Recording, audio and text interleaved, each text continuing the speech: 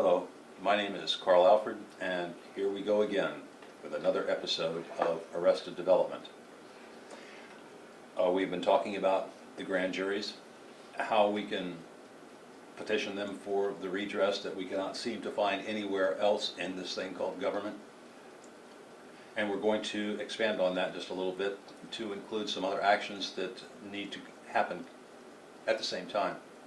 Because when the criminals, when the foxes guarding the hen house, circle their wagons and prevent you from accessing the grand jury, what are your options? Well, that's what we're going to discuss right now, because we do have options, and you need to know what those are. Paul, would you like to expand on that? Well, I'd be glad to and share what little bit I know and understand with the folks. What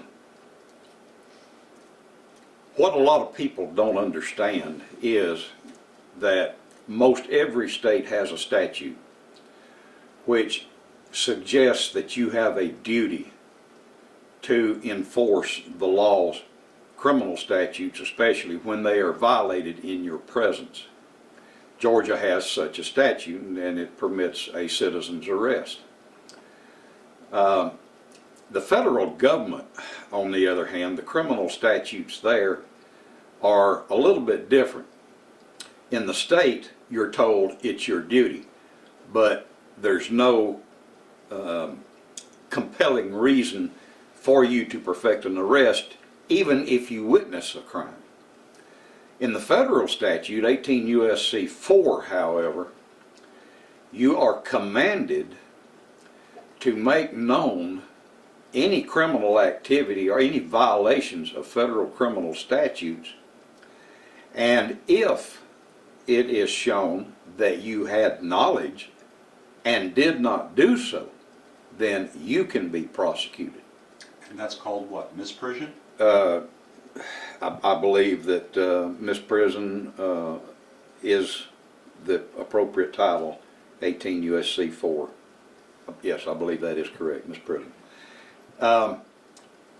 Now, you ask yourself, well, how do I know who to report to? Well, 18 U.S.C. 4 gives you a list of individuals.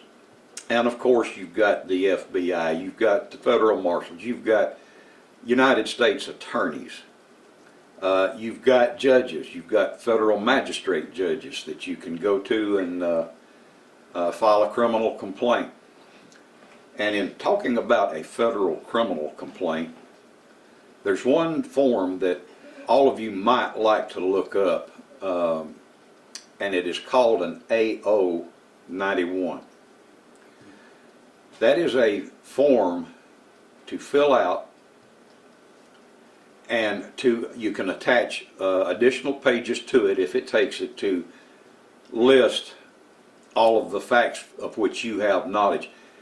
Excuse me, you don't have to list all of the facts, just a sufficiency of the facts to meet the elements required to be proved in a criminal charge. Now, once you fill out an AO 91, the next question is, well, how do I get to the U.S. magistrate to get this signed and to make my complaint? Well, I got a little disappointing news for you. You don't need to go to a United States magistrate. Believe it or not, the United States Congress has taken so seriously the violation of federal criminal statutes that they have authorized every judicial officer in every state who is clothed with the power of a magistrate judge to hear a federal criminal complaint and sign it, whether they find probable cause to believe that the crime was committed, or if they find insufficient probable cause. The point being that if it's a recorder's court judge, a mayor's court,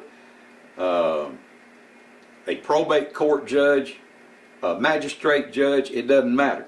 They can all, if they are clothed with the power of a committing magistrate, they can sign the AO 91, and then if they find probable cause to believe, and if in the hearing they find the individual needs to be detained under arrest, they make a notation of where that individual is under arrest, perhaps in their county, or if they set a bond, let's say, they make a notation of that, and then they forward that information to the nearest United States District Court having jurisdiction over the crime. So if you want to file, for example, in the state of Georgia we have theft by taking, which is an exceedingly broad statute. We have a definition of property which makes our constitutional rights, privileges, and immunities literally our property. Our statute on property says it's anything of value. Well, that includes our intangible civil rights. So it just so happens that you can bring a theft charge at the state level, and you can also, if you've been deprived of a civil right by a governmental agency, you can also file federal criminal charges on an AO 91 under 18 U.S.C. 241 and 242. And the same judge hearing the state charges has the authority of Congress, and that is under 18 U.S.C. I think 3241, I believe, is the statute that covers this procedure. There's also another statute prior to that, but it skips me right now. But at any rate, you can use that statute, that 3241, to show your local magistrate who, believe it or not going to have a clue what you're talking about. So you're going to have to print that statute out and take it and show it to the judge. Look, you have authority not only to hear a theft case, but to hear 2 felony federal criminal civil rights violations. Wow. Okay, so let's tie this into what we're dealing with right now. We have violations that we are going to be sending to the magistrates concerning the local area crimes, not the federal, but we also have the federal in the form of the AO 91s that are to be filled out. So what you're telling me and what you're telling the people out there is that we don't have to try and break down the doors of the U.S. attorney. No. We can do it all local. So if you know, if you have knowledge of, if you know probate judges, city court judges, magistrates, or anybody in the judiciary, you can take these complaints to them. We're going to be filling ours out here, and we're going to be making those available as we go along. This whole process is going to be documented so that others can follow in this footstep, maybe even improve on it. If I may interject here, something you might run into, and I hope you don't, but something you might run into is if you take an AO 91 and you fill it out, you list the name of the individual, the charge, and then you list the facts that support the charges. And you take that and you go down to your federal district court and you ask to see your magistrate judge. And of course the secretary is going to want to know what it's about so she can tell the judge.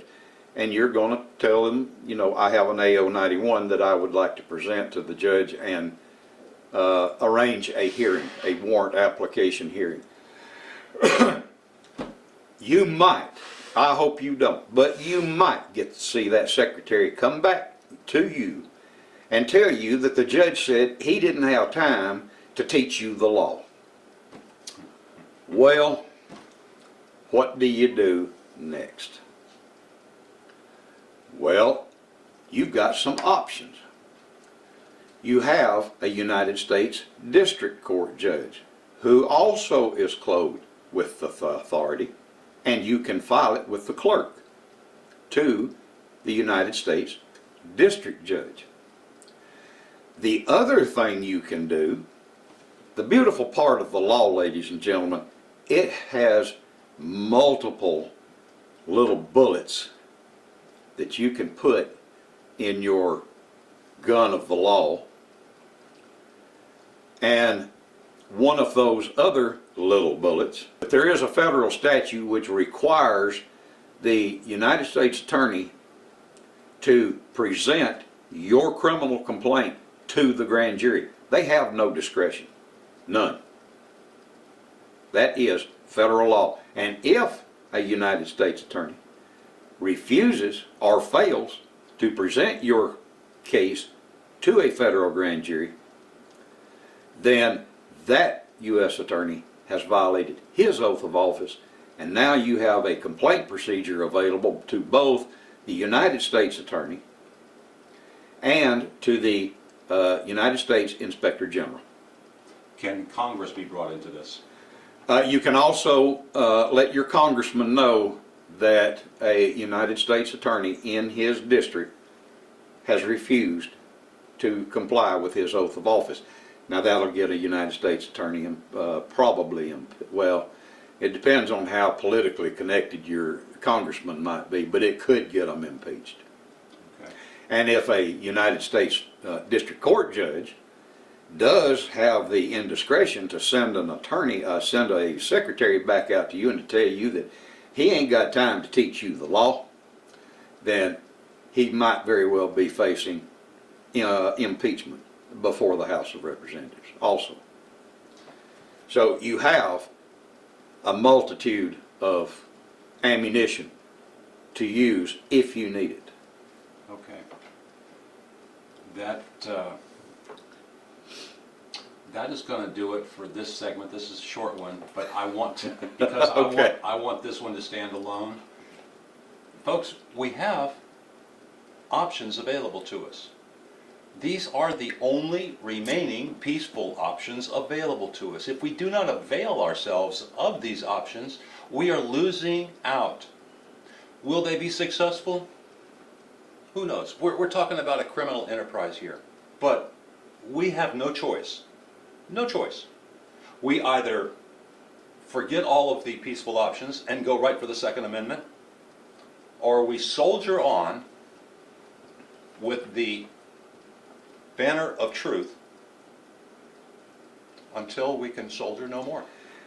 And if I may add to that, you're going to have to start holding your congressional representatives and your United States senators' feet to the fire.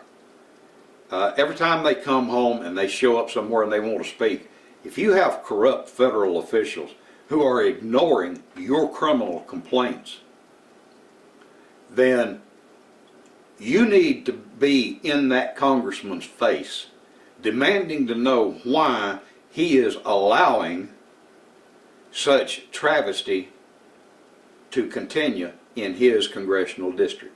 And would it not be advisable when they get in the congressman or senator's face that they hand him the documents in question that are being ignored by the federal officials? You know, that wouldn't be a bad idea, because you don't have to be the victim of a federal crime to file a complaint, either a AO 91 or a rough drafted petition form alleging crime.